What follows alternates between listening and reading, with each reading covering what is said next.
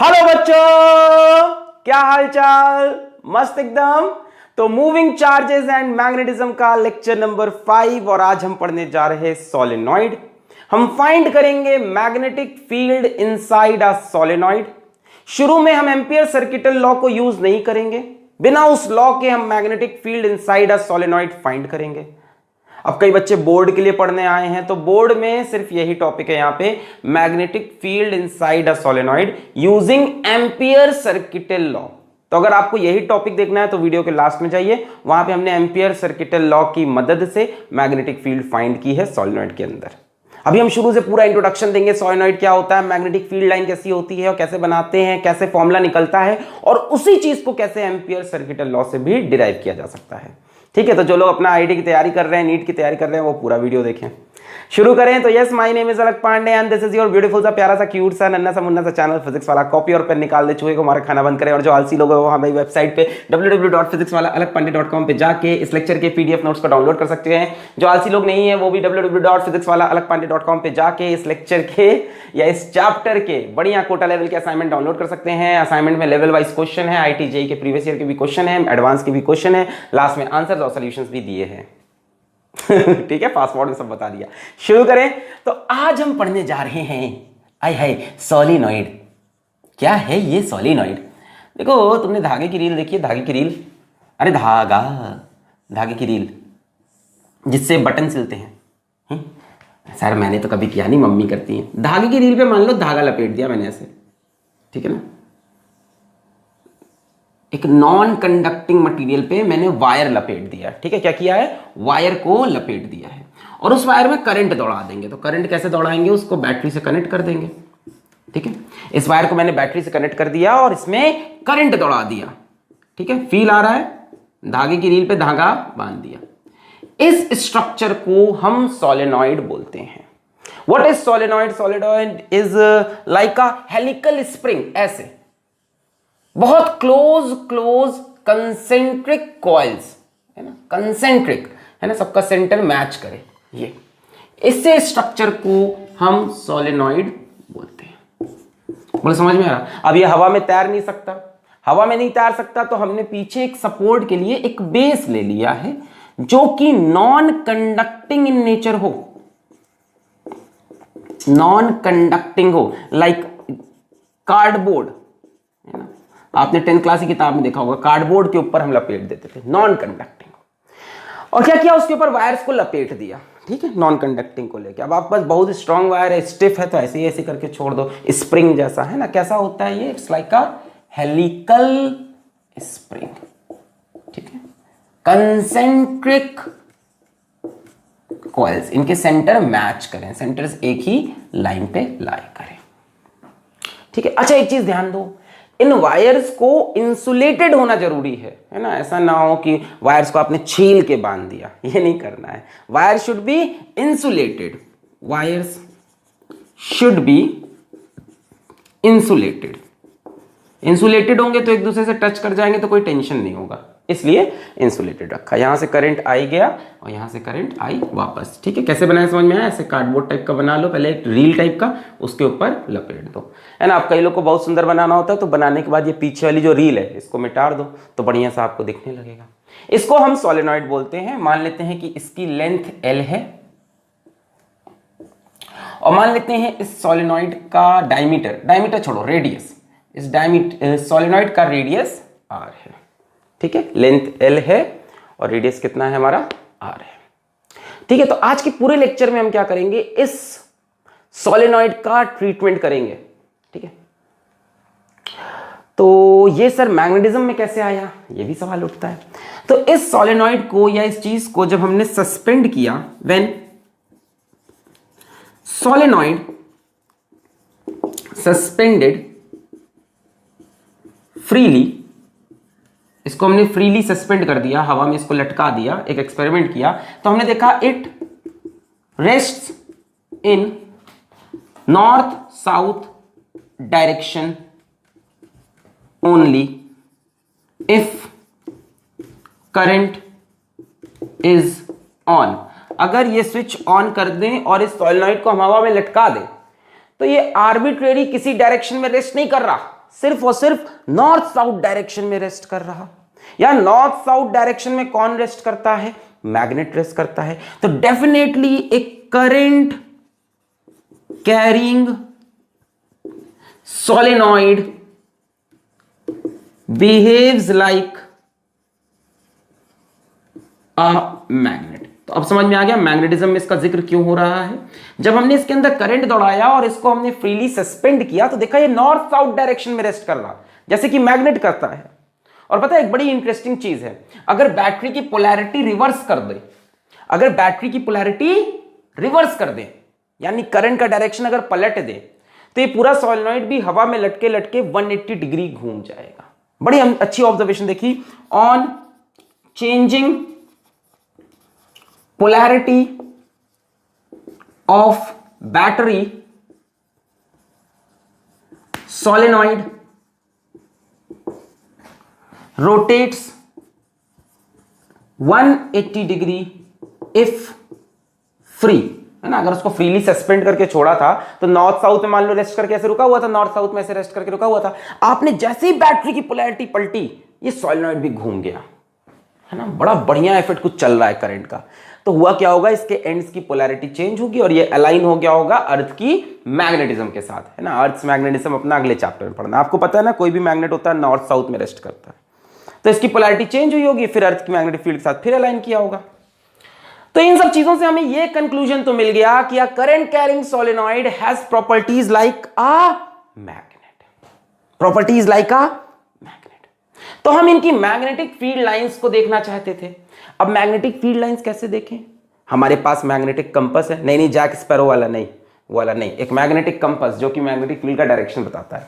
तो magnetic compass को हमने डिफरेंट पोजीशन पे रखा और देखा कि कंपास का नॉर्थ पोल किधर पॉइंट कर रहा है। यही तरीका होता है मैग्नेटिक फील्ड निकालने का। नेक्स्ट चैप्टर में ये सब बड़ा डिटेल में है, ये 10th में थोड़ा बहुत पढ़ा होगा ना कि मैग्नेटिक कंपास से आप मैग्नेटिक फील्ड का डायरेक्शन बता सकते हैं। तो हमने मैग्नेटिक कंपास से मैग्नेटिक फील्ड के डायरेक्शन को देखा और डॉट डॉट डॉट करके हमने लाइंस बनाई और मैग्नेटिक फील्ड लाइन बनके सामने आई। उसको हम देखने जा रहे हैं कि कैसी मैग्नेटिक फील्ड लाइन इसकी है। बट उससे पहले एक छोटी सी बात और आपको बताएं कि सोलेनॉइड में मान लेते हैं कि there are n turns in solenoid, capital N turns in solenoid. तो यहां पे एक बड़ा इंपॉर्टेंट टर्म होता है small n which is equals to n by l।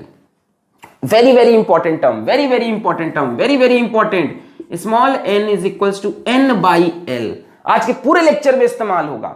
इसको हम बोलते हैं number of turns per unit length, ठीक है ना। समझ में आ गई भाई? टोटल L लेंथ में कितने टर्न्स माने हमने? n टर्न्स माने, टोटल n टर्न्स। तो यूनिट लेंथ पे कितने टर्न्स होंगे? n by l, number of turns per unit length. आज के पूरे लेक्चर में इसका यूज करना है, लिख लो। तो इतनी बातें समझ में आई। यहां से सिर्फ नोट करने लायक ये L R और ये चीज है, बाकी चीजें तो हमने आपको समझा दी कि हाँ ये मैग्नेट जैसा बिहेव कर रहा था। फिर हमने इसकी मैग्नेटिक फील्ड लाइन बनाने की कोशिश की, मिटा रहे ओके। फिर हमने जब इसकी मैग्नेटिक फील्ड लाइन बनाने की कोशिश की, अब ध्यान देखना कैसे बनाएंगे मैग्नेटिक फील्ड लाइन। इस सोलेनॉइड को बनाना बड़ा डिफिकल्ट हो रहा था, तो मैंने क्या किया, इसको बीच से ऐसे काट दिया ऐसे, है ना। मतलब समझो यार, ये ऐसा था ना, कचर कचर कचर कचर कचर, भाई करंट ऐसे ऐसे ऐसे ऐसे ऐसे गोल गोल घुमा हुआ था ना, तो मैंने बीच से ऐसे ऐसे करके ऐसे समझ लो एक चाकू लेके बीच से ऐसे काट दिया। तो इधर से करंट बाहर आ रहा है और इधर से अंदर जा रहा है ना। तो इसका हम 2 डायमेंशनल डायग्राम बनाने की कोशिश करेंगे, बनाते ही समझ में आ जाएगा आपको। 2 dimensional diagram, magnetic field lines पहले देख लो। समझो जो बना हुआ था ऐसे ऐसे ऐसे ऐसे ऐसे गोल गोल गोल गोल गोल, हमने बीच से ऐसे चाकू लेके काट दिया। तो जब आप सामने से देखोगे तो ऊपर से करंट बाहर आ रहा है और नीचे से करंट अंदर जा रहा है। अरे भाई करंट ऐसे था, ऐसे ऐसे ऐसे कॉइल से, तो ऊपर से करंट बाहर आ रहा, नीचे से अंदर जा रहा। तो ऊपर हमने करंट के लिए ऐसे डॉट डॉट डॉट डॉट बना लिया और नीचे करंट अंदर जा रहा, तो नीचे हमने क्रॉस क्रॉस क्रॉस क्रॉस। बनाने का तरीका है, क्या पता आप बैटरी की पोलैरिटी चेंज कर दो तो करंट का डायरेक्शन भी चेंज हो जाएगा। बोलो समझ में तो आ रही ना ये चीज? भाई ऐसे ऐसे ऐसे ऐसे कॉइल्स थे, ठीक है ना। क्या बता रहे? ऐसे ऐसे ऐसे ऐसे कॉइल्स थे, बीच से चाकू लेके ऐसे काट दिया। जब चाकू लेके बीच से ऐसे पूरा काट दोगे, ऐसे प्लेन काट दिया, तो 2D जैसा दिखने लगा सामने से। ऊपर से करंट ऐसे बाहर आ रहा और नीचे से करंट अंदर, तो बाहर आने के लिए डॉट बनता है, अंदर के लिए क्रॉस। अच्छा, अब मैग्नेटिक फील्ड लाइंस, तो जो मैग्नेटिक फील्ड लाइंस बन के आई वो आप खुद से भी सोच सकते हो। देखो करंट ऐसा है, तो आपको magnetic field due to current निकालना आता है। कैसे? थंब को रखो in the direction of current, यहां से यहां करंट कैसा है ऐसा, थंब को direction of current, fingers curl हुई in the direction of magnetic field, thumb को रखा in the direction of current, fingers curl हुई in the direction of magnetic field. तो मैग्नेटिक फील्ड कुछ ऐसी दिखाई पड़ी एक्सिस पे। बोलो आया? अरे यार ये है कॉइल, यहां पे देखो कॉइल ऐसे करंट जा रहा है नीचे कुचुक, तो यहां पे थंब रखा, राइट हैंड का थंब, फिंगर्स को कर्ल किया, तो देखो मैग्नेटिक फील्ड ऐसे जा रही, ये ठीक है। इस तरह से हमने बाकी मैग्नेटिक फील्ड लाइंस भी कंपास से बनाने की कोशिश की, तो कुछ इस तरह का शेप आ रहा था। This is not an ideal solenoid, ये भी याद रखना। आइडियल सोलेनॉइड जो होता है ना वो इनफाइनाइट लेंथ का होता है, उसका जो ये डायमीटर होता है बहुत कम होता है, लेंथ बहुत ज्यादा। अभी एक नॉर्मल सोलेनॉइड बना रहे हैं जो कि फाइनाइट लेंथ का है, फाइनाइट लेंथ का है, ठीक है। तो कुछ ऐसी मैग्नेटिक फील्ड लाइंस हमको मिली। अच्छा और सुनो, अगर हम इस जगह पे मैग्नेटिक फील्ड लाइन बनाना चाहें तो ये डॉट है, मतलब करंट बाहर आ रहा, मतलब करंट ऐसे बाहर आ रहा, फिंगर्स ऐसे कर्ल हुई, यानी यहां पे ऐसी मैग्नेटिक फील्ड लाइंस बनेंगी। अरे भाई समझ में आ रहा है, यहां से करंट ऐसे बाहर निकल रहा है, कुचुक कुचुक कुचुक कुचुक, हमने ऐसे काट दिया है, यहां पे करंट ऐसे बाहर आ रहा है ऐसे, तो मैग्नेटिक फील्ड लाइन ऐसे, इस तरह से यहां पे ऐसे, यहां पे ऐसे, यहां पे ऐसे। कोई मैग्नेटिक फील्ड लाइन एक दूसरे को इंटरसेक्ट नहीं कराना, ठीक है। ऑल्दो हम बना रहे हैं थोड़ी बहुत टच हो गई आ रही है, ठीक है, बट ऐसे टच या कट एक दूसरे को नहीं करती, जैसे इलेक्ट्रिक फील्ड लाइन नहीं करती थी। यहां पे करंट अंदर जा रहा है ऐसे, तो मैग्नेटिक फील्ड लाइन ऐसे, यहां पे, यहां पे, यहां पे, ठीक है। ये वाली हटा देते हैं क्योंकि इसकी वजह से ये इसको क्रॉस कर दे रही है। Do not intersect each other, ठीक है। तो ये मैग्नेटिक फील्ड लाइंस हमको देखने को मिली for a finite length solenoid. Clear है?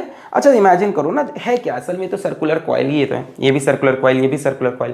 तो ये सर्कुलर कॉइल है, इसकी मैग्नेटिक फील्ड देखो, ये सर्कुलर कॉइल, करंट ऐसे, यहां पे ऐसे, यहां करंट ऐसे, तो थंब मैंने ऐसे रखा, मैग्नेटिक फील्ड ऐसे, ये कॉइल है, करंट ऐसे आ रहा, ये मैग्नेटिक फील्ड देखो अंदर किधर है, मेरी तरफ, ऊपर देखो करंट ऐसे जा रहा, मैग्नेटिक फील्ड मेरी तरफ, यहां करंट ऊपर जा रहा, मैग्नेटिक फील्ड मेरी तरफ, यहां करंट इस तरफ जाएगा ऐसे, मैग्नेटिक फील्ड मेरी तरफ। तो ओवरऑल मैग्नेटिक फील्ड ऐसी हमको प्राप्त हो रही है।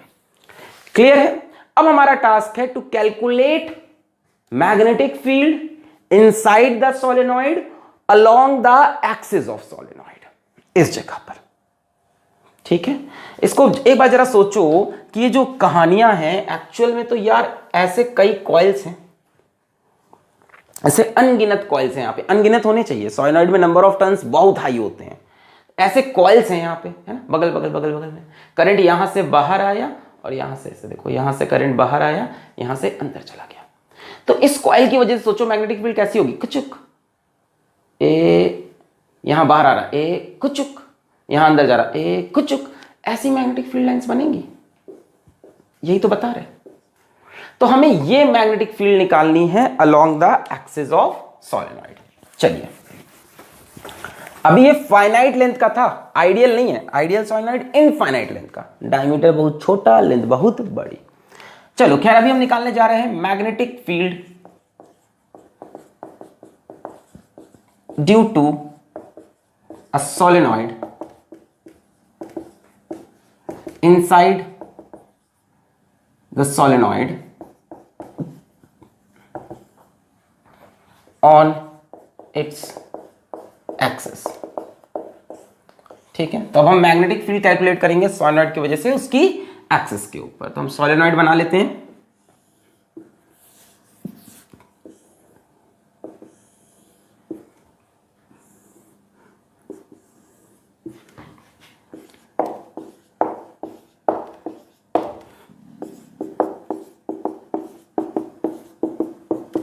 समझ में आ रहा है?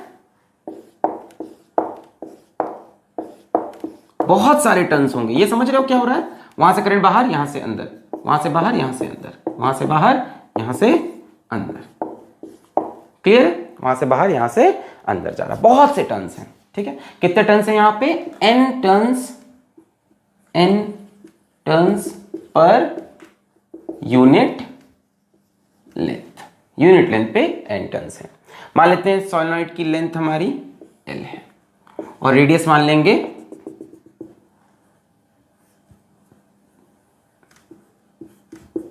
Capital R। अब हमसे कहा we have to find magnetic field inside the solenoid on its axis. तो ये हो गई हमारी सोलेनॉइड की एक्सिस।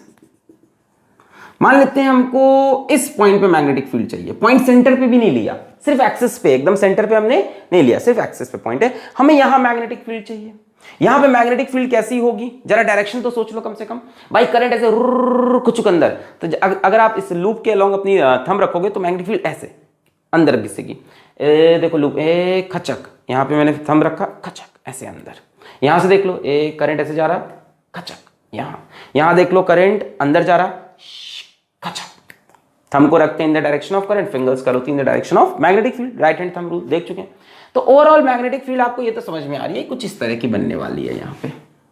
क्लियर है? सभी रिंग की वजह से, इस रिंग के भी वजह से, इस रिंग की वजह से, सभी रिंग की वजह से मैग्नेटिक फील्ड ऐसी बनेगी, है ना। रिंग का केस तो शायद हमने पढ़ा था। हाँ, रिंग का केस तो हमने पढ़ा था। क्या पढ़ा था कि अगर हमारे पास कोई रिंग है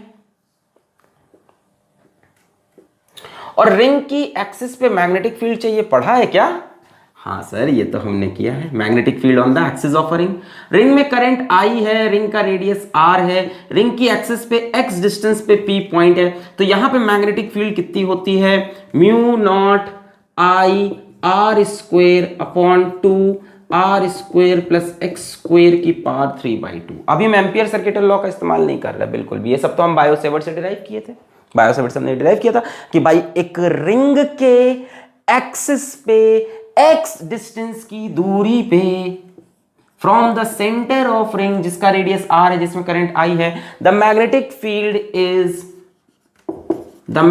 field is mu naught I R square upon 2 R square plus x square की पावर 3/2। अगर भूल गए तो नोट कर लो। ये हमने डिराइव किया था magnetism, moving charges and magnetism के लेक्चर नंबर 3 में। पूरी इसी के ऊपर हमने लेक्चर किया है, magnetic field on the axis of a circular ring. चलो ये ठीक है, पर यार यहां तो अनगिनत रिंग है, यहां एक रिंग तो है नहीं। सर नंबर ऑफ रिंग देख लेते, नंबर ऑफ रिंग तो दी नहीं है। अब क्या करें? तो अब वही इंटीग्रेशन वाला, पहले इसको छोटे छोटे पार्ट में तोड़ देंगे। ठीक है, मान लो हमने इसको छोटे से पार्ट में तोड़ दिया, ठीक है। इसके अंदर अब और भी है, dot dot dot dot dot, ठीक है। और ये हमने एक एलिमेंटल सेक्शन इसका ले लिया, मान लो इसकी लेंथ है dx। अब ये एलिमेंटल सेक्शन है क्या? कंफ्यूजन स्टार्ट होगी, मुझे समझ में आ रहा है, पर हम है ना, एलिमेंटल सेक्शन है क्या? एलिमेंटल सेक्शन एक रिंग है ना। कचक कचक कचक कचक कचक कचक रिंग्स ही तो है। तो इस एलिमेंटल सेक्शन के अंदर 3-4 रिंग शायद आ गई हो। भाई ये है क्या, इसके अंदर 1000-2000 सर्कुलर रिंग्स होती हैं, ठीक है, 1000-2000। तो इस एलिमेंट के अंदर, जो एलिमेंट आपने ऐसे पतला सा काटा ऐसे करके, पूरा सर्कुलर कटेगा ये भी, ये जो एलिमेंट आपने काटा इसके अंदर 3-4 रिंग आ गई होंगी। तो मैंने कहा दिस एलिमेंट को हमने बोल दिया एलिमेंटल रिंग। 1000 रिंग में से कोई 3-4 रिंग मेरे को मिली है। मैंने बोला वो dx लेंथ के अंदर जितनी रिंग्स बन रही हैं वो इसके अंदर है। अब इसमें करंट कितना है इस रिंग में मुझे नहीं पता, क्योंकि एक रिंग में करंट I पास किया है। भाई हमने से जो नीचे से करंट दिया है वो I इसमें, बट यहां तो 3-4 रिंग गुच्छे में आ गई है, तो इसके अंदर करंट क्या है हमें नहीं पता। तो मान लेते हैं एलिमेंटल रिंग में करंट है I डैश, इसको हमने बोला इफेक्टिव करंट, ठीक है। मैंने गुच्छा ले लिया है पे एलिमेंटल। अब इस एलिमेंटल रिंग की वजह से हम यहां पे मैग्नेटिक फील्ड देखेंगे P पॉइंट पे। Let this angle be theta, this distance is x। Elemental ring से मैंने डिस्टेंस कितना ले लिया, x। अरे भैया ये चॉकलेट का बार नहीं है, ये रिंग है। वो तो मैंने 2D में बनाया है, काट के स्लाइस करके। असल में तो ये कुछ ऐसे करके ऐसे है, वो तो मैंने 2D में बनाया। असल में तो ये एक रिंग है, collection of some rings, elemental ring. मैंने बोला dx लेंथ में जितनी भी रिंग है उनमें करंट ले लिया I डैश, उनकी वजह से P पॉइंट पे कितनी मैग्नेटिक फील्ड होगी भैया?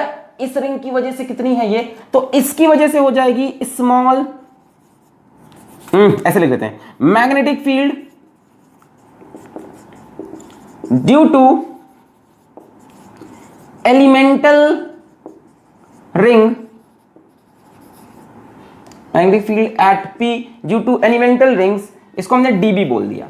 DB is equals to mu naught I dash, radius तो इसका भी आ रही है, एलिमेंटल रिंग का भी, r square upon 2r² plus x square की पावर 3/2। बोलो यहां तक समझ में आया सबको?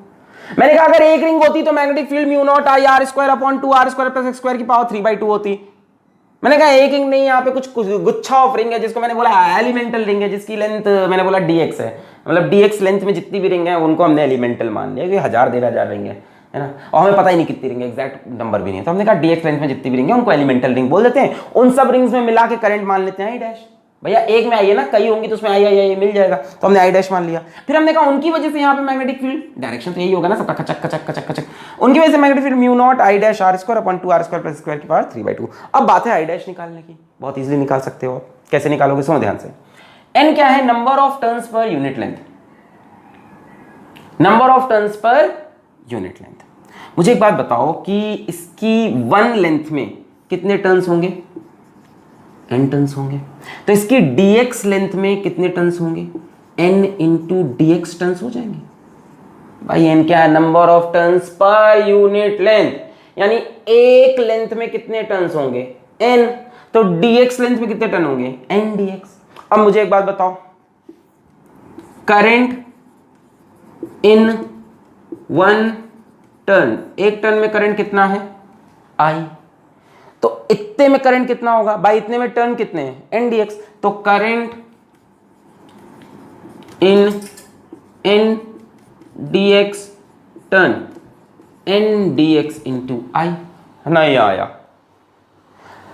देखो हमें यह पता है एक टर्न में करंट आई है, अगर हमें पता चल जाए इसके अंदर कितनी रिंग्स हैं, कितने टर्न्स हैं, तो उतना इंटू आई। भाई एक रिंग में आई करंट है, 2 रिंग होगी 2 आई हो जाएगा, 3 रिंग होगी 3 आई हो जाएगा। तो हमने कहा इसके अंदर कितने टर्न्स हैं ये पता चल जाए, बस कितनी बार घूमा है। हमने कहा कैसे पता चलेगा? हमने कहा भाई यूनिट लेंथ में n टर्न्स हैं, तो dx लेंथ में n dx टर्न होंगे। भाई एक लेंथ में n टर्न्स, तो इतने में n टाइम्स ऑफ dx। अब एक टर्न में करंट आई है तो इतने टर्न्स में n dx I. So I dash which is I effective can be written as n dx into I. ये हो गया effective current of elemental ring. Clear है एकदम अच्छे से कि नहीं? हमने कहा एक रिंग की वजह से मैग्नेटिक फील्ड निकालते हैं म्यू नॉट आई नहीं रिंग। हमने कहा एक एलिमेंटल रिंग जिसके अंदर गुच्छे ऑफ रिंग्स हैं, क्योंकि ये सारी रिंग्स हैं, अगर किसी एक एलिमेंटल रिंग वजह से यहाँ मैग्नेटिक फील्ड निकाल लें तो सभी गुच्छे ऑफ रिंग्स गुच्छा गुच्छा गुच्छा बना के इंटीग्रेट कर लेंगे। भाई एक एलिमेंट को ऐसे निकाल के इंटीग्रेट कर लेंगे। हमने कहा एलिमेंट में कुछ नंबर ऑफ टर्न्स हैं जो हमको नहीं पता, उसकी लेंथ dx। हमने उसकी वजह से यहाँ मैग्नेटिक फील्ड कितनी होगी? म्यू नॉट, यहाँ करंट मान लिया आई डैश आर स्क्वायर। फिर हमने कहा आई डैश कैसे निकाले? हमने कहा यूनिट लेंथ में टर्न्स कितने हैं? n, तो dx में टर्न कितने होंगे? n dx। एक टर्न में करंट कितना है? I, तो n dx टर्न में कितना होगा? n dx I। यानी इसके अंदर कितने टर्न्स आ रहे हैं? n dx। एक टर्न में करंट आई तो इसके अंदर के टर्न्स में करंट कितना हो गया? n dx I। तो I dash is n dx I। बोलो अभी तक क्लियर हुआ कि नहीं? पक्का बोलो, 100% कसम है तुमको फिजिक्स की। बोलो क्लियर हुआ? और किसी कसम दोगे? ना अच्छी। हाँ हाँ, बात क्लियर हो गई। n टर्न्स हैं यूनिट लेंथ में, dx लेंथ में हो जाएंगे n dx टर्न्स। एक टर्न में करंट आई तो n dx करंट में n dx आई। क्लियर है? ये चीज में टाल लें हम। चलो, तो जो छोटी सी मैग्नेटिक फील्ड अभी आपको मिली है, ध्यान दो कैसी छोटी सी मैग्नेटिक फील्ड आपको यहां पे मिली है dB, due to this element, that dB is equals to mu naught I dash. Effective की जगह हम लिख सकते हैं n dxi, है ना? I dash is n dxi। I dash क्या समझ में आ गया? Current in this much. Clear है? n dxi into R square upon 2r² plus x square की पावर 3/2। ये छोटी सी मैग्नेटिक फील्ड आई ड्यू टू दिस एलिमेंट। अब हमको ऐसे ही कई से एलिमेंट काटने होंगे और सबके वजह से डायरेक्शन तो यही आएगा, टेंशन मत लो। ये वाली देखो इसकी वजह से भी खच्चाक, ये वाली देखो इसकी वजह से खच्चाक, ये वाली इसकी वजह से खच्चाक, डायरेक्शन सबका सेम है। तो सभी हमको एलिमेंटल रिंग लेके इंटीग्रेट कर देना चाहिए। और हमें एलिमेंटल रिंग कहां से लेनी चाहिए? इस कोने से खचक खचक खचक काटते हुए इस कोने तक आना है। So what is that variable जिसको हम यहां से यहां घुमाएं तो काम बन जाए? ऐसा कोई वेरिएबल जिसकी वजह से सारी स्ट्रिप आ जाए? तो वेरिएबल हम थीटा को रखेंगे। किस तरह से जरा ध्यान देना। हम इस एंड पे जाके एक लाइन जोड़ रहे हैं ऐसे। हमने कहा थीटा की जो शुरू की वैल्यू है, let that be theta 2। Theta 2। हमने कहा थीटा जो शुरू होगा वो थीटा 2 से होगा, यहां से देखो थीटा क्या है, ये एंगल जो एलिमेंटल से पॉइंट P बना रहा है। तो हमने कहा थीटा की स्टार्टिंग करो थीटा 2 से, सबसे पहले एंगल थीटा 2 पे, फिर चलते चलते चलते चलते चलते चलते चलते चलते चलते यहां पे आना है। तो हमने कहा इस एंगल को लेंगे थीटा 1। तो थीटा को इंटीग्रेट करना है थीटा 2 से थीटा 1। कहां इसको मिटा रहे, ध्यान से ये देखो, एक खचक एक खचक, ये P point खचक।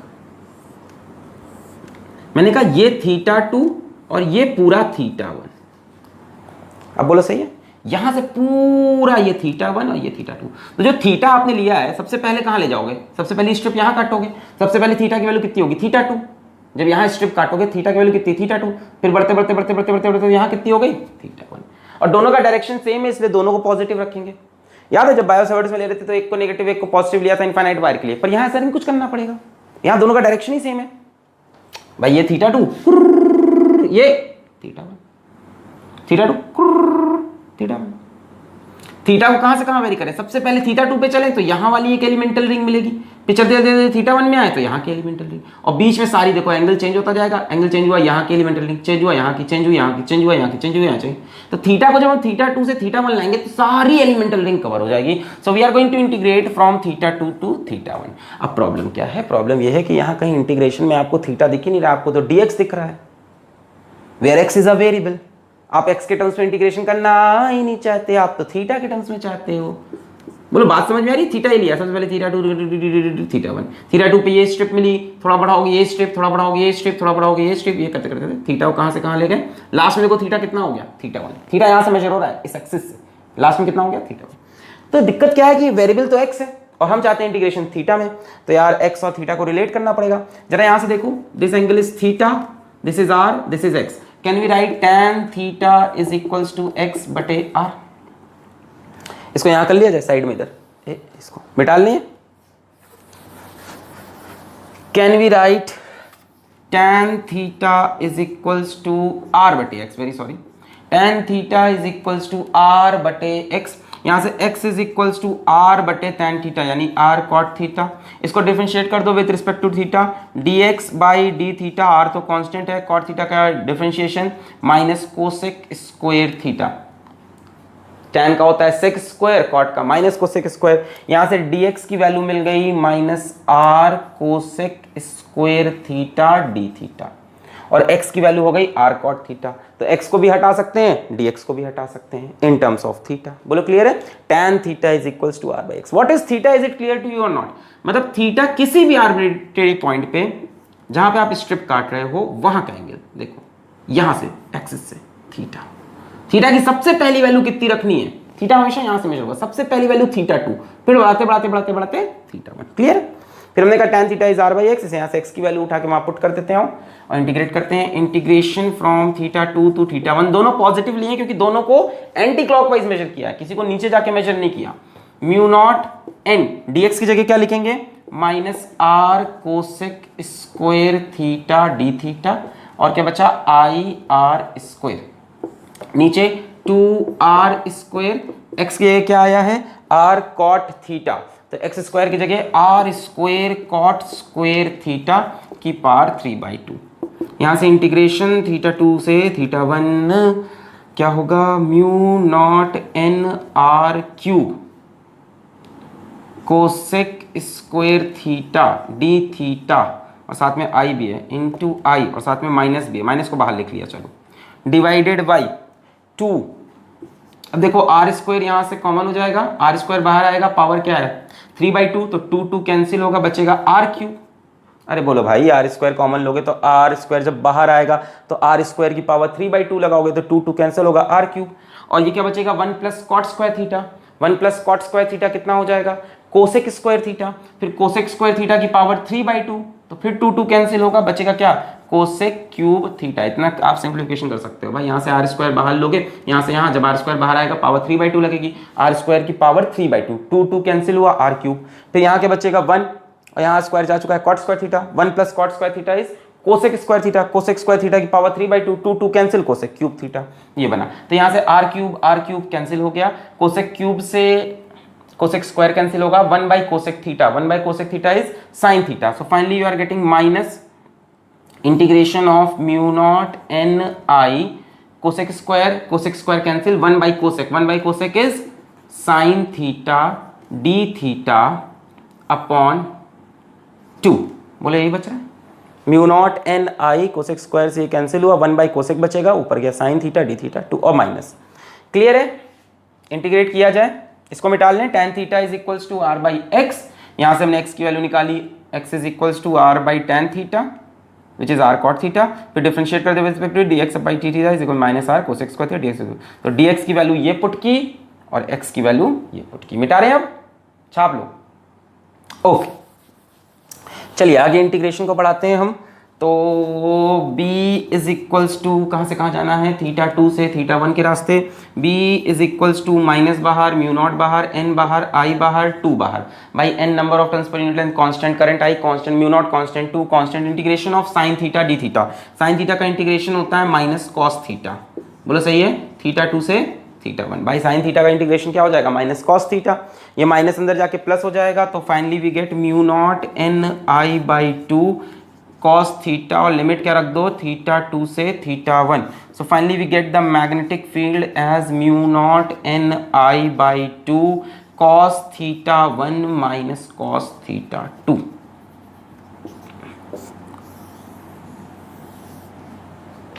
Mu naught N आई cos theta 1 minus cos theta 2।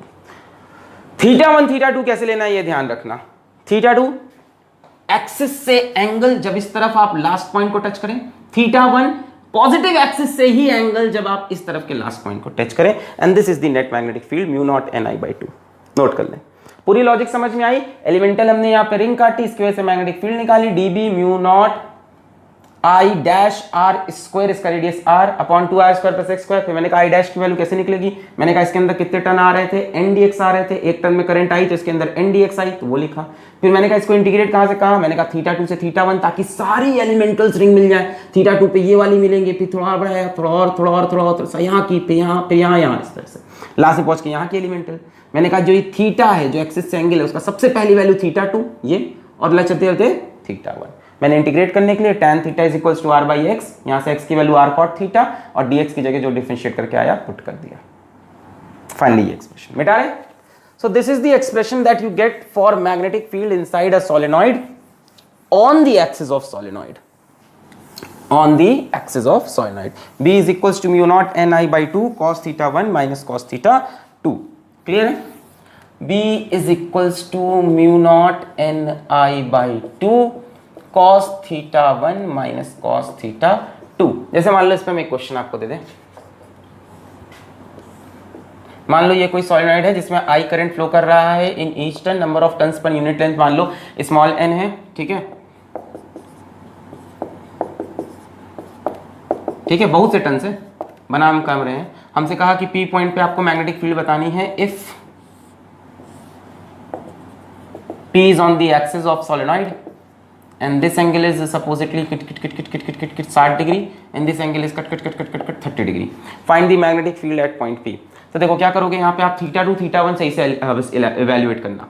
देखो थीटा कहाँ से मेजर किया था, अगर ये स्ट्रिप होती तो ये एंगल थीटा होता हमारा, तो थीटा की सबसे पहली वैल्यू ये रखेंगे 60, यानी थीटा 2 तो सही है 60, और थीटा की आखिरी वैल्यू आप ये रखोगे ये। समझ में आ रहा है? थीटा 2 यहां, फिर थीटा 1 पूरा यहां से घुमा के यहां तक, यानी 30 डिग्री नहीं रखना है। थीटा 1 कितना हो जाएगा, 180 माइनस 30। बोलो क्लियर हुआ? उठा के जो एंगल दिख रहा है वो मत रख दो। एंगल कहां से लोगे आप, एक्सिस से लोगे। एक एंगल ये वाला थीटा 2 और एक यहां से पूरा ये दिस इज थीटा 1। थीटा 1 कितना हो गया, 180 माइनस 30। इसके बाद यार कैलकुलेशन करनी है, mu naught N I cos 150 minus cos कितना है 60, और यहाँ mu naught N I by 2। Direction क्या होगा मैग्नेटिक फील्ड का, ये सोच सकते हो आप। करंट खचक यानी ऐसे जा रहा है, ये डायरेक्शन जो हमने सोचा था वही है। अब यहीं करंट अगर पलट देता, ऊपर क्रॉस कर देता, नीचे डॉट कर देता, मतलब करंट ऐसे जा रहा है, ऐसे ऐसे, तब मैग्नेटिक फील्ड का डायरेक्शन चेंज होता, करंट ऐसे, मैग्नेटिक फील्ड ऐसे, ये हो जाती। क्लियर है? अच्छा, अब मान लो इसी को हम अप्लाई करना चाहें ऑन एन सोलेनॉइड, क्या होता है? Ideal solenoid. ठीक है, तो बोला जाता है जो इनफाइनाइट लेंथ का सोलेनॉइड हो वो आइडियल है। ठीक है, अब इनफाइनाइट लेंथ का ये मतलब नहीं है कि आप इनफाइनाइटली लंबी रील लेके आओगे, उसके ऊपर तार लपेटोगे, नहीं। एक्चुअल में इसका मतलब है जो इसकी लेंथ हो वो इसके रेडियस से बहुत बहुत ज्यादा हो, और जो इसके अंदर नंबर ऑफ टर्न्स हो वो वेरी वेरी हाई हो। ये अजम्पशन हम मानेंगे जब हम आइडियल सोलेनॉइड के अंदर मैग्नेटिक फील्ड निकालेंगे using ampere circuital law also. ठीक है, यानी बहुत ही लंबा सोलेनॉइड, बहुत लंबा मतलब 1 मीटर मान लो, बस 1 मीटर लंबा, और उसका जो रेडियस हो बहुत छोटा हो, 1 मिलीमीटर, ये पतला सा, एकदम ही पतला सा, ये ऐसा होता है आइडियल सोलेनॉइड। ठीक है, एकदम पतला सा और लंबा सा। अब मान लो इसकी एक्सिस पे कोई पॉइंट हो, वैसे तो इसकी एक्सिस का कोई मतलब ही नहीं, इतना पतला, इसमें क्या एक्सिस है ना, इसमें मैग्नेटिक फील्ड हर जगह यूनिफॉर्म होती है एक्चुअल में अंदर। खैर एनीवेज, मान लेते हैं यहाँ कोई पॉइंट भी है। अब आपको θ1 θ2 देखना होगा। सर इसमें तो दिखेगा ही नहीं, यहां से ऐसे लाइन जाएगी, ऐसे जुड़ेगी। ध्यान से देखो, ये θ1 की जो वैल्यू है ये 180 के करीब करीब आएगी। भाई इन्फिनिटी तक जाके इसको जोड़ोगे एक तरह से, इस पॉइंट के लिए तो ये इन्फिनिटी ही हो गया ना, दिख रहा है ना एकदम, यानी ये लाइन इस लाइन के पैरेलल हो जाएगी, यानी θ1 टेंड करेगा 180 को। जरा θ2 की बात करो, ये इसको ले जाके यहां जोड़ोगे तो θ2 भी आपको दिखाई पड़ रहा है कि θ2 टेंड करेगा 0 को। बोलो क्लियर है? पॉइंट P है, इधर ऐसे जाके जुड़ रहा है, इधर ऐसे जाके जुड़ रहा है, और ये एक्सिस है, तो ये करीब करीब 180 बनने लगेगा, इन्फिनिटी पे जाके जुड़ रहा है, और ये करीब करीब 0, एकदम इन्फिनिटी दूर जाके देखो ना, ऐसे एकदम दूर जाके, और ये भी एकदम दूर जाके। So this will be nearly 0 and this will be nearly 180, tending बोलेंगे। अब वहां हम वैल्यूज रखेंगे और b को फाइंड करेंगे। b is equals to mu naught N I बटे 2 कॉस 180 माइनस कॉस 0। तो b is equals to mu naught N I बटे 2 कॉस 180 माइनस 1 कॉस 0 इज 1। ये -1 ये 1, -2 आया, 2 से 2 मर गया, हमें मिला माइनस म्यू नॉट एन आई। माइनस का कोई मतलब नहीं है क्योंकि आप डायरेक्शन तो थंब रूल से निकाल ही रहे थे, तो आप सिंपल बोल सकते हो magnitude of this magnetic field is mu naught N I on the axis of solenoid and inside the solenoid. On the axis of solenoid and inside the solenoid. कौन सा सोलेनॉइड? आइडियल। मान लो exam में नहीं बताता है कौन सा solenoid है, तो आप खुद से कौन सा मानोगे? आइडियल। अभी तक जितना कंटेंट पढ़ा है सब जेईई एडवांस का मान लो, एम्स लेवल का मान लो, आता यहीं से सवाल है मेंस में। वो आपको बोल देगा एक सोलेनॉइड है, उसमें मैग्नेटिक फील्ड है, फिर क्वेश्चन पूछ लेगा फलाना ढिमाका, तो आप समझ जाना कि यही वाला फॉर्म लगाना है, म्यू नॉट एन आई। सोलेनॉइड का मतलब ही आपके सिलेबस में आइडियल सोलेनॉइड, जब तक स्पेसिफाई ना कर दे कि उसकी लेंथ इतनी, रेडियस इतना। ठीक है, मतलब एक अगर आइडियल सोलेनॉइड होगा तो इसका रेडियस बहुत छोटा है, मान लो 1 millimetre, 2 millimetre, diameter 1 millimetre, 2 millimetre, और जिसकी लेंथ बहुत लंबी है 100 सेंटीमीटर मान लो, तो लेंथ के आगे रेडियस बहुत छोटा, तो देखो इनफाइनाइट जैसा लगने लगा। इसके लिए डिस्टेंस इनफाइनाइट, ये डिस्टेंस भी इनफाइनाइट। क्लियर? समझ में आ रहा है? So this is the magnetic field due to an ideal solenoid on the axis, but this is not on the axis only. This is everywhere. This is everywhere. Why? अब मान लो हमने P point यहां पे लिया, तो क्या ही फर्क पड़ेगा साहब? ये डिस्टेंस है कितना? P पॉइंट यहां ले लो, क्या फर्क पड़ेगा? P पॉइंट यहां ले लो, P पॉइंट यहां ले लो, भाई सबके लिए एंगल तो वही बनेगा। अरे रिंगी छोटी छोटी है, ऐसे किचिक किचिक किचिक किचिक किचिक किचिक किचिक किचिक किचिक किचिक किचिक किचिक टक टक टक टक टक किचिक किचिक किचिक किचिक किचिक टक टक टक टक। अब सोचो इसके अंदर से मैग्नेटिक फील्ड जो बनेगी वो यूनिफॉर्म होगी कि नहीं? यहां यहां ये करीब करीब यूनिफॉर्म मैग्नेटिक फील्ड दिखने लगेगी। तो इस सोलेनॉइड में हर जगह इनसाइड द सोलेनॉइड अगर हम मैग्नेटिक फील्ड निकालते हैं, this will come out to be mu naught n I. Magnetic field inside an ideal solenoid is uniform, parallel to the axis of solenoid. Uniform and parallel to the axis of solenoid. Uniform and parallel to the axis of solenoid. अब देखो ये सारे current carrying अपने coils होंगे,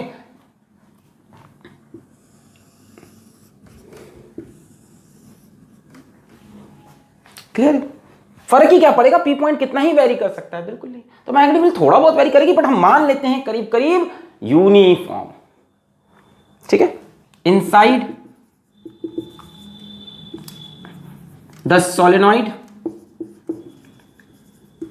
at any point, ठीक है। अब इसमें कई बंदे बहुत चतुर होते हैं, वो कहते हैं सर मान लीजिए पॉइंट यहां कहीं आ जाए तब क्या होगा, एंड के पास में आ जाए तब भी इतनी आएगी। देखो मान लो ये एंड के पास में आ गया, मान लेते हैं एंड के पास में आ गया, मान लो ये डिस्टेंस अपना बचा कुचा 100 सेंटीमीटर था, मान लो ये बचा कुचा डिस्टेंस 10 सेंटीमीटर हो गया, ये तो अभी भी 1 मिलीमीटर है ना।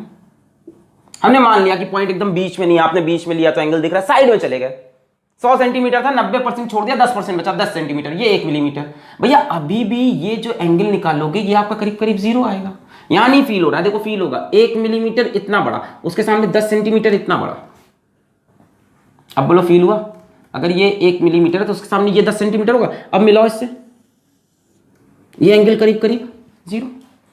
भाई हाइट बहुत छोटी होगी, लेंथ बहुत ज्यादा, करीब करीब ये एंगल कितना दिखेगा? 0। तो आप कितना भी इधर उधर घूमो, अगर आप इनसाइड द सोलेनॉइड हो तो magnetic field mu naught N I, चाहे एक्सिस पे हो, चाहे किसी और पॉइंट में हो, चाहे कोने के आसपास हो, कहीं पे भी, बट एग्जैक्ट एज पे नहीं होना चाहिए, एग्जैक्ट एज पे नहीं होना चाहिए, वहां मैग्नेटिक फील्ड इसकी आधी हो जाती है, अभी दिखाते हैं। एग्जैक्ट एज पे नहीं, एक्सेप्ट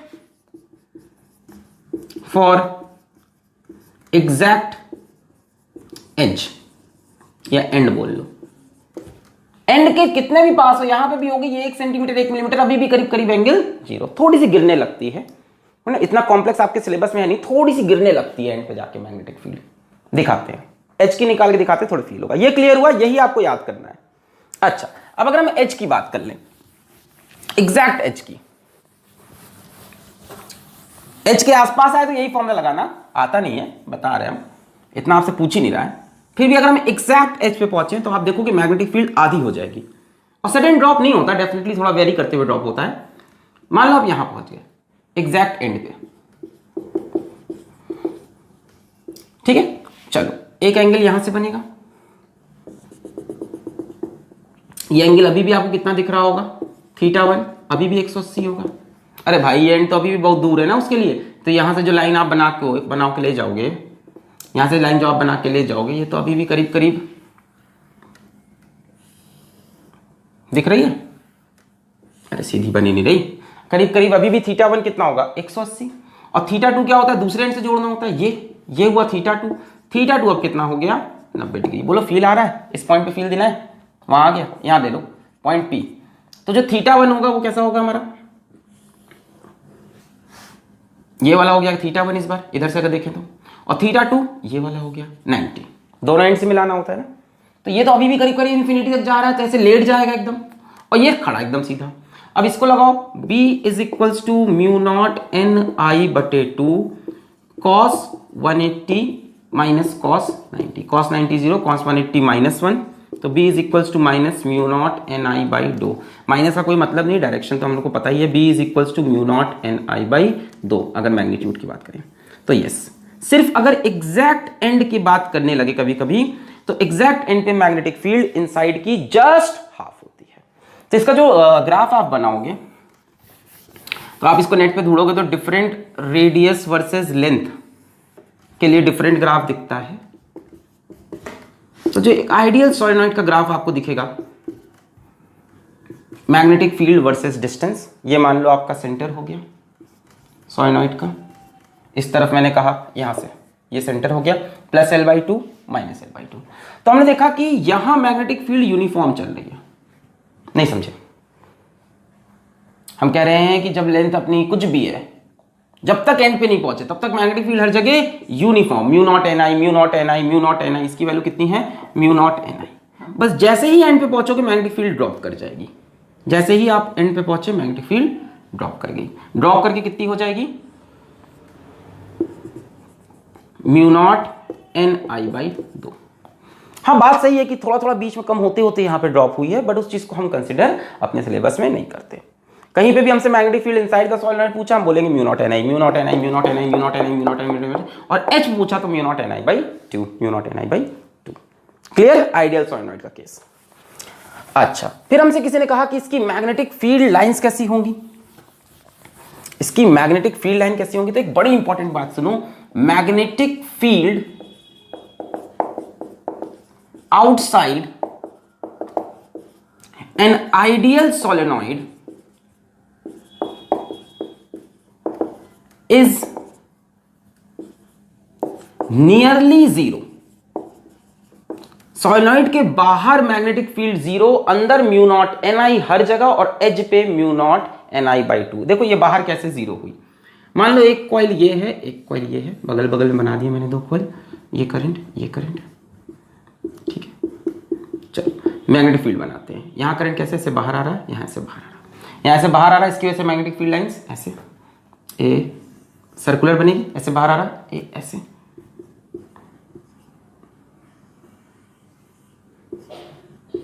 और यहां मैग्नेटिक फील्ड लाइंस ऐसे बाहर आ रहा करंट, कॉइल्स हैं, कॉइल्स में करंट ऐसे बाहर, ऐसे बाहर, दो कॉइल्स बगल बगल लिए, ऐसे करंट, ऐसे करंट। तो करंट डायरेक्शन थंब रखा, ये magnetic field, current direction thumb रखा, ये मैग्नेटिक फील्ड। तो इसकी मैग्नेटिक फील्ड ए ऐसे।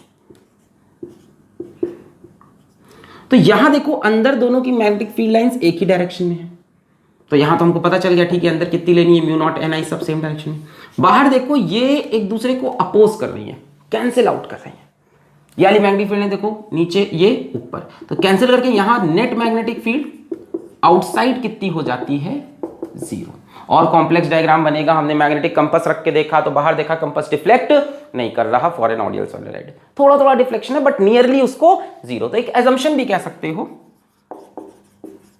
कि आइडियल सोलेनॉइड के लिए बी आउटसाइड हमने इक्वल टू जीरो कर दिया। बहुत छोटा सा डिफ्लेक्शन दिखा रहा है कंपास, कहीं कहीं पे थोड़ी थोड़ी मैग्नेटिक फील्ड होती है, पर हमने मान लिया कि सोलेनॉइड के बाहर मैग्नेटिक फील्ड कितनी है, जीरो है। इन सबको देखते हुए हमने कहा मैग्नेटिक फील्ड लाइंस का अगर हम स्केच बनाएं फॉर एन आइडियल सोलेनॉइड तो वो कैसा बन के आएगा। आप ध्यान दो सारे assumptions के लिए, very very important diagram, the magnetic field lines for an ideal solenoid, NCERT में भी बना हुआ है। करंट का डायरेक्शन आप जो बोलो वो बना दे, जो अभी तक लेते आए वही ले लें करंट का डायरेक्शन इतनी देर से, ठीक है। ए dot A dot A dot A dot dot dot dot dot, ये समझ लो बीच से बाइसेक्ट करके बना रहे, ये क्रॉस क्रॉस क्रॉस क्रॉस। कई लोग क्रॉस डॉट में कंफ्यूज तो नहीं हो गए हैं, अरे क्रॉस डॉट का मतलब है यहां से करंट ऐसे बाहर निकला है, अंदर बाहर अंदर बाहर अंदर बाहर अंदर। अच्छा, अगर मैग्नेटिक फील्ड लाइन देखो यहां से बाहर यहां अंदर, मतलब इस जगह करंट ऐसे है, मैग्नेटिक फील्ड लाइन ये, तो अंदर मैग्नेटिक फील्ड लाइन हमने देखा यूनिफॉर्म आ रही है। यूनिफॉर्म कैसी बनेगी, straight parallel lines which are equidistant, end पे थोड़ी सी ऐसे कर्व, इधर थोड़ी सी ऐसे कर्व, थोड़ी सी ऐसे कर्व, और ये सीधे। बोलो क्लियर है। तो हमने देखा जब मैग्नेटिक फील्ड लाइंस जो अंदर दिखी वो हमें स्ट्रेट पैरेलल और इक्विडिस्टेंट, ये आपने इलेक्ट्रिक फील्ड लाइंस में ही पढ़ा था कि parallel straight equidistant field lines का मतलब होता है यूनिफॉर्म फील्ड। तो अंदर यूनिफॉर्म भी हमको मिल रहा, और बाहर कोई मैग्नेटिक फील्ड लाइंस नहीं बनाई क्योंकि बाहर मैग्नेटिक फील्ड जीरो है। यहां आके थोड़ी सी मैग्नेटिक फील्ड लाइन दूर होने लगती है, और इसलिए हमने देखा भी कि यहां मैग्नीट्यूड भी मैग्नेटिक फील्ड का थोड़ा कम है। भाई जहां मैग्नेटिक फील्ड लाइन पास होंगी वहां मैग्नीट्यूड ज्यादा, यहां देखो थोड़ी बिखरने लगी, डाइवर्ज हो रही है, फील्ड लाइंस दूर होने लगी, डेंसिटी कम हो गई तो मैग्नीट्यूड कम हो गया, और अंदर किसी भी पॉइंट पे म्यू नॉट एन आई। क्लियर है। अब इसी सारे डिस्कशन को हम देखने जा रहे हैं with the help of amperes circuital law. अब यहां बेसिक चीजें आप अज्यूम करके चलोगे कि सोलेनॉइड आइडियल है, मैग्नेटिक फील्ड लाइंस अंदर पैरेलल है, पैरेलल टू द एक्सिस, और बाहर कोई मैग्नेटिक फील्ड लाइन नहीं है, ठीक है। Magnetic field inside an ideal solenoid, जिसको आप क्या बोल सकते हो, infinite long, using amperes circuital law. अब ये चीज आपके बोर्ड में बहुत पूछी जाती है, ठीक है। कहा जाता है, इसको डिराइव करो एम्पियर सर्किटल लॉ से। तो इसके लिए पहले आप अजम्पशन, क्या क्या अजम्पशन मानोगे आप? Assumption number 1, magnetic field outside solenoid is 0. Second assumption, magnetic field lines inside solenoid are straight and parallel to axis of solenoid and uniform in nature. ऐसा कब होगा? when L is much much much greater than R and number of turns are very very high. ये दोनों condition मिला के ideal solenoid बनता है, जिसको आप इनफाइनाइट लेंथ का बोलते हो, और उसके अंदर ये दोनों अजम्पशन हमको मानने होते हैं। ठीक है, आइडियल सोलेनॉइड का मतलब ये चारों चीजें समझ लो। Ideal solenoid, magnetic field outside 0, अंदर मैग्नेटिक फील्ड लाइन साइन solenoid straight parallel to axis of solenoid and uniform in nature, L is much much greater than R, N is very high. चलें डिराइव करें अब। ये लिखना पड़ेगा exam में कि हमने ये अज्यूम किया कि बाहर मैग्नेटिक फील्ड 0 है और अंदर magnetic field line straight parallel और यूनिफॉर्म है। चलिए ठीक है, बनाने के लिए हम थोड़ा मोटा सा बना रहे हैं ताकि समझा पाए। वैसे आप समझ रहे हो कि इसका जो डायमीटर है वो बहुत ही छोटा है। मैग्नेटिक फील्ड लाइंस कैसी हैं? Straight, parallel and equi distant. Current मान लेते हैं यहां से बाहर आया, यहां अंदर गया, बहुत कम बना रहे हैं हम यहां पे क्रॉस डॉट, बहुत ढेर सारे होंगे नंबर ऑफ टर्न्स। अब हमने कहा हमें मैग्नेटिक फील्ड चाहिए, मान लो पॉइंट P पे। तो एम्पियर सर्किटल लॉ क्या कहता था? जहां पे मैग्नेटिक फील्ड चाहिए वहां क्या करो, एक लूप बनाओ, एम्पियर सर्किटल लूप, एक धागा रखो। तो हमने एक यहां पे रेक्टेंगुलर धागा रखा। ठीक है, हमने यहां पे एक रेक्टेंगुलर धागा रखा। अब यही प्रथा चलती आई है, हमने एक रेक्टेंगुलर धागा रखा, मान लो P पॉइंट यहां है, ऐसा हमने एक रेक्टेंगुलर धागा रखा। इसका नाम दे दो ABCD। Now ABCD is your amperes loop. ठीक है, इसमें बोलते हैं AB की लेंथ L है तो DC की लेंथ भी L हो जाएगी, और AD और BC की लेंथ मानने की जरूरत नहीं है, ऐसी हो जाएगा काम। छोड़ दो, बात समझो। इसकी लेंथ L, इसकी लेंथ भी L हो गई, रेक्टेंगल माना, इसकी लेंथ मानने की कोई जरूरत नहीं। अच्छा, इसके number of turns per unit length N है, पर यूनिट लेंथ स्मॉल n, और इसमें जो करंट है वो I है इन 1 टर्न या इन 1 रिंग, है ना। इसके अंदर बहुत सारी रिंग है, एक रिंग में करंट I है, नंबर ऑफ टर्न्स n है, पर यूनिट लेंथ n है। हमने कहा एम्पियर सर्किटल लॉ लगाते हैं। क्या होता है एम्पियर सर्किटल लॉ? बोलो, यहां लगाएं। Integral B dot dl is equals to mu naught I inside. कहीं आप भूल तो नहीं गए एम्पियर सर्किटल लॉ? पिछला लेक्चर है, lecture number 4। Integral B dot dl is equals to mu naught I inside. ये कहां लगाना है आपको? एम्पियर्स लूप में, विच इज ABCD, इस लूप पे लगाना है। जरा इसको खोलते हैं। Integral B dot dl for length AB। भाई एम्पियर्स सर्किटल लॉ किस पे लगाते हैं? लेंथ पे, के एरिया पे, लेंथ पे। तो पहले AB पे लगाया, फिर integral B dot dl BC पे, integral B dot dl CD पे, integral B dot dl DA पे। बोलो सही है? हमने इसके अक्रॉस इसके अलॉन्ग हमने B डॉट dl जोड़ेंगे, इसके अलॉन्ग B डॉट dl सबके along, and all equal to mu naught I inside the loop. Inside the loop current I होगा, कुछ और होगा, देख रहे हो बहुत ढेर सारे टर्न्स इसके अंदर आ रहे हैं। अच्छा, पहले इसको देखते हैं। B dot dl for AB। AB के लिए B डॉट dl की वैल्यू 0, क्योंकि बाहर मैग्नेटिक फील्ड ही 0 है। एजम्पशन है तो हमारा, इसीलिए कह रहे हैं एजम्पशन लिख देना कि बाहर मैग्नेटिक फील्ड 0 मानिए। तो AB के लिए B डॉट dl की वैल्यू 0 आई। BC के लिए B डॉट dl की बात करें BC के लिए B डॉट DL, BC के लिए भी B डॉट DL 0 होगा। रीजन क्या है? बोलोगे मैग्नेटिक फील्ड 0 सर, अंदर यहां तो मैग्नेटिक फील्ड होगी, यहां मैग्नेटिक फील्ड है, ऐसे है B parallel to axis, but length देखो उसके परपेंडिकुलर है, तो BC के लिए भी मैग्नेटिक फील्ड 0 होगी। रीजन क्या है? B is perpendicular to L, तो B डॉट DL में क्या हो जाएगा? cos 90 का टर्म आएगा, cos 90 इज 0। देखो BC में दो पार्ट है, बाहर तो मैग्नेटिक फील्ड 0, तो B डॉट DL 0, और अंदर बात करो तो मैग्नेटिक फील्ड और लेंथ आपस में कैसी दिख रही हैं? परपेंडिकुलर दिख रही है। एंगल देखो कितना है, 90 डिग्री, cos 90 0, तो यहां भी B डॉट DL 0 आएगा क्योंकि B 0, और यहां B डॉट DL 0 क्योंकि cos 90 की कहानी। CD में शायद केस फंसेगा, शायद CD में कहानी बनने वाली है, CD में शायद कहानी बनने वाली है। CD में क्या कहानी बनने वाली है? CD में लेंथ B है, B भी है, एंगल कितना दिख रहा है लेंथ और B के बीच में? 180, तो B DL cos 180, तो इसको देखा जाएगा। B डॉट DL, DA देखो जरा, DA की बात करें तो यहां फिर 0 आएगा, क्यों?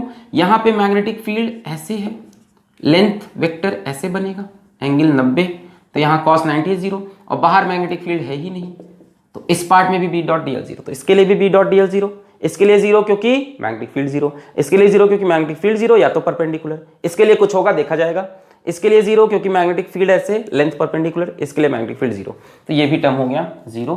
Finally we are left with only this much, so finally we are left with integral B dot DL किस रीजन में? CD रीजन में, is equals to mu naught I inside. अब B डॉट DL करोगे तो B DL cos 180 आ रहा है, ध्यान से देखो, लेंथ ऐसे जा रही है CD की और ये ऐसे जा रहा है, cos 180 is -1 mu naught I inside, ये हो गया -1। B कांस्टेंट है हर जगह, B जो यहाँ वो यहाँ यहाँ यहाँ B यूनिफॉर्म है, तो इसको इंटीग्रेशन के बाहर ले आए, इंटीग्रेशन ऑफ DL, और माइनस लगाना हो लगा लो, माइनस से कोई मतलब नहीं है, हमें तो मैग्नेटिक फील्ड का मैग्नीट्यूड से मतलब है। नहीं समझा? मैं तो मैग्नीट्यूड चाहिए ना। अरे नेगेटिव क्यों आ रहा है? क्योंकि लूप का डायरेक्शन में ऐसे लिया होता भी लूप का डायरेक्शन तो नेगेटिव ना आता। हम लूप ले लेते ADCB ले लेते, समझ रहे हो? अगर लूप हम इस तरह से ले लेते ABCDA, है ना, क्लोज लूप होना चाहिए, ABCDA, वापस एक आना चाहिए, क्लोज लूप होना चाहिए, एम्पियर्स लूप, है ना, लूप मतलब क्लोज ही रहना चाहिए। तो उल्टा ले लेते अभी तो ये पॉजिटिव भी आ जाता है, वो तो कोई दिक्कत नहीं, हमें तो मैग्नीट्यूड चाहिए। खैर, अब इंटीग्रल DL cos 180, क्योंकि लेंथ इधर थी इधर थी, cos 181 और DL का इंटीग्रेशन। अब DL DL DL DL जोड़ो कितना आएगा? L, तो -B into L is equals to mu naught I inside. यहां पे आके रुक जाओ, फिर आगे बताएं, पहले इतना नोट करो। इसमें कोई डाउट? इसमें कोई डाउट? मैंने कहा अंदर मैग्नेटिक फील्ड हर जगह यूनिफॉर्म है, मैंने कहा हमको P पॉइंट पे मैग्नेटिक फील्ड चाहिए, तो हमने एक एम्पियर्स लूप बनाया रेक्टेंगल के फॉर्म में। फिर हमने कहा कि इस रेक्टेंगल के लिए B dot DL is equals to mu naught I inside करेंगे, I इनसाइड द लूप, है ना। फिर हमने कहा कहां से कहां जाना है? ABCD वापस से, तभी तो लूप बनेगा, क्लोज होना चाहिए, लूप का मतलब ही क्लोज। फिर हमने कहा इसको तोड़ देते हैं, B dot DL for AB, B dot DL for BC, B dot DL for CD, B dot DL for DA। हमने कहा यहाँ B डॉट DL 0 क्योंकि B 0, यहाँ B डॉट DL 0 क्योंकि बाहर B 0 है इतनी रीजन में B डॉट DL में, और इतनी रीजन में B और लेंथ परपेंडिकुलर। फिर हमने कहा इसको छोड़ देते हैं, इसको बाद में देखें। फिर हमने कहा यहाँ पे भी कहानी, B इधर, लेंथ इधर, 90 degree cos 90, B dot DL 0, और बाहर B 0, तो यहाँ पे भी 0, सिर्फ यही वाला पोर्शन बचा। हमने कहा इसके लिए B इधर, लेंथ इधर, एंगल हो गया 180, तो cos 180, B हर जगह सेम है, हमने अनपोली रखा है, एजम्पशन माना है B इज यूनिफॉर्म, तो B को हमने कांस्टेंट मान के बाहर लिया, माइनस भी बाहर ले लिया, DL का इंटीग्रेशन हुआ, length is equals to mu naught I inside. अब बात आई I इनसाइड निकालने की, ठीक है। देखो n है number of turns per unit length, यानी एक लेंथ पे n टर्न्स होंगे। यहां हमारे पास कितनी लेंथ है? L, तो L लेंथ में कितने टर्न्स होंगे? NL टर्न्स होंगे। बोलो सही है? L लेंथ में कितने टर्न्स हो जाएंगे? NL। हमसे बोला है एक टर्न में I करंट है, in one ring, in one turn, एक टर्न में I करंट है। हमने बोला कि L लेंथ में कितने टर्न्स हैं? NL। भाई यूनिट लेंथ में कितने टर्न्स हैं? N, तो L लेंथ में कितने होंगे? NL। भाई 1 सेंटीमीटर में n टर्न्स, 2 सेंटीमीटर में 2n, 3 सेंटीमीटर में 3n, तो L सेंटीमीटर में NL। एक टर्न में करंट I है, तो NL टर्न में करंट कितना होगा? NI हो जाएगा। बोलो क्लियर हुआ? अंदर कितना करंट है? जो इतने लेंथ के अंदर हो, इतने लेंथ में कितने टर्न है? NL टर्न्स हैं। एक टर्न में कितना करंट है? I, तो NL टर्न में कितना करंट होगा? Very sorry, this will be NLI। बोला आप सही है। एक टर्न में I करंट, NL टर्न में NLI करंट हो जाएगा। So current inside is minus BL is equals to mu naught I inside की जगह NLI, बोला सही है। L से L मर गया, B is equals to minus mu naught NI, minus का कोई मतलब नहीं, हमें मैग्नीट्यूड से मतलब है, mod B is equals to mu naught NI। Exam में इस बात से बचने के लिए आप एक काम ये भी कर सकते हो कि लूप का डायरेक्शन अपोजिट ले लेना या करंट का डायरेक्शन देख लेना। ध्यान से देखो तो यहाँ पे करंट ऐसे बाहर आ रहा है और लूप का डायरेक्शन उसके अपोजिट है, तो जो करंट हमें रखना चाहिए वो माइनस रखना चाहिए, तो अपने आप पॉजिटिव हो जाएगा। मैंने सिखाया था आपको एम्पीयर सर्किटल लॉ में कि अगर लूप का डायरेक्शन आपने कैसे लिया, ऐसा लिया है ना, तो ये डायरेक्शन आपका ये डायरेक्शन आपका पॉजिटिव हुआ, लूप ऐसे घूम रहा है ना, तो ये डायरेक्शन, तो अंदर जाने वाले करंट पॉजिटिव और बाहर आने वाले करंट कैसे होंगे, नेगेटिव। तो असल में ये करंट ही नेगेटिव रख देते, यहाँ पे माइनस रख दो, तो ये अपने आप माइनस माइनस कैंसिल होके we will get mu naught NI, जैसे भी समझो। ये चीज़ मैंने आपको